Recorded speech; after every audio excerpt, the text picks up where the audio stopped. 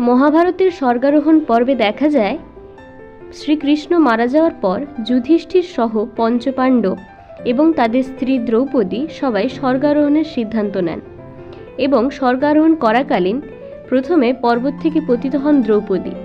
তারপর একে একে নকুল, সহদেব, অর্জুন এবং ভীম সবাই পতিত হন। অবশিষ্ট থাকেন যুধিষ্ঠির। শেষমেশ যুধিষ্ঠির এবং তার সঙ্গে একটি কুকুর স্বর্গে পৌঁছান। স্বর্গে পৌঁছে যুধিষ্ঠির দেখেন সেখানে দুর্যোধন সহ সমস্ত কৌরবরা অবস্থান করছেন। যুধিষ্ঠির এটা দেখে ভীষণ অসন্তুষ্ট হন এবং ইন্দ্রের কাছে এর কারণ জানতে চান। ইন্দ্র তাকে বলেন, কৌরবদের করা সমস্ত পাপগুলি কুরুক্ষেত্রের যুদ্ধে রক্তের বিনিময়ে ধুয়ে গেছে, কিন্তু পাণ্ডবরা অনেক অসৎ পথ অবলম্বন করেছে কৌরবদেরকে হারানোর জন্য, তাই তারা একে একে সবাই স্বর্গের পথে পৌঁছতে পারেননি।